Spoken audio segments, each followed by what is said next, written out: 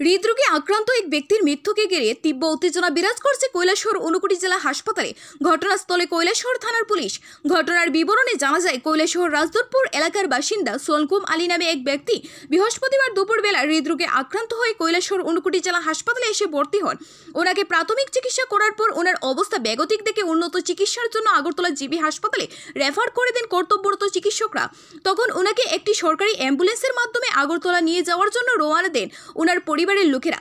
ফটিকরায় ডেমডুম এলাকায় যেতেই ওনার মৃত্যু ঘটে। অভিযোগ, এরপর মৃত সোলকুম আলীর ছেলে ইয়ামুস আলী সেই অ্যাম্বুলেন্স চালক অরুণ হলামকে মারধর করে।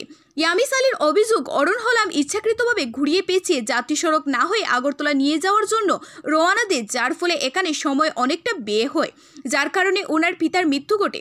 এই বিষয়ে অ্যাম্বুলেন্স চালক অরুণ হলামকে জিজ্ঞাসা করা হলে তিনি ইয়ামিস আলীর তোলা সমস্ত অভিযোগ খণ্ডন করেন। পাশাপাশি তিনি বলেন, ওনার পিতার অবস্থা আগে থেকেই খারাপ ছিল, তিনি অযথা আমাকে মারধর করছেন। ঘটনার খবর পেয়ে ঘটনাস্থলে ছুটে যায় কৈলাসহর থানার বিশাল পুলিশ ও টিএসআর বাহিনী, গিয়ে ঘটনার তদন্ত শুরু করেছে। অন্যদিকে অ্যাম্বুলেন্স চালক অরুণ হলাম ইয়ামিস আলীর বিরুদ্ধে কৈলাসহর থানায় একটি লিখিত আকারে অভিযোগ দায়ের করে পুলিশ অভিযোগ বলে ঘটনার তদন্ত শুরু করেছে। আপনি কি অ্যাম্বুলেন্স চালক? আপনার বিরুদ্ধে একটা অভিযোগ তুলেছে পেশেন্ট পার্টি যে আপনার গাফিলতির কারণে ওনার পিতা মারা গেছে, এই বিষয়ে আপনি কি বলবেন?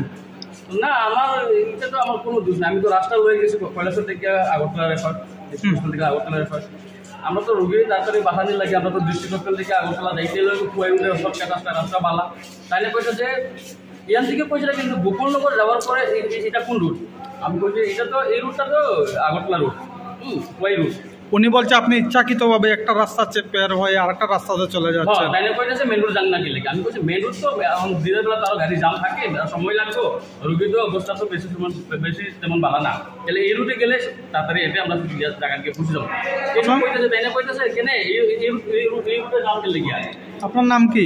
আমার নাম অরুণ হালাম। আপনি অ্যাম্বুলেন্স চালক, আপনাকে কোনো হেনস্থা বা কিছু করা হয়? মোবাইলটা হাতের থেকে টাইনিয়া কিল মারি দিছে, তারপরে গড়িও মানে এরকম টাইনিয়া হাতের মধ্যে এরকম স্লিপ মেরে গড়ি উঠে পড়ে গেছে। কে ওই যে পেশেন্ট মাটি। আপনি কি চান এখন?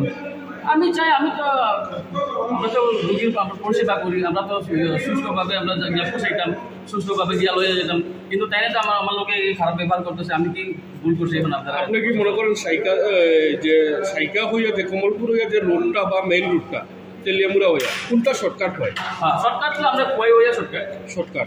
আপনি রোগী বাঁচানোর লাগে মানে শর্টকাটের চিন্তা করছিলেন। তো আপনি কত লোক অব্দি গেছিলেন? আমি তো ডেমডুম কাছাকাছি গেছি, এখানে গিয়া রোগী মারা গেছে। এইখানে গিয়া মানে যেমন রোগীটা অবস্থা খারাপ হয়ে গেছে, ওই এদিকে এই রোডে যাবার লেগে।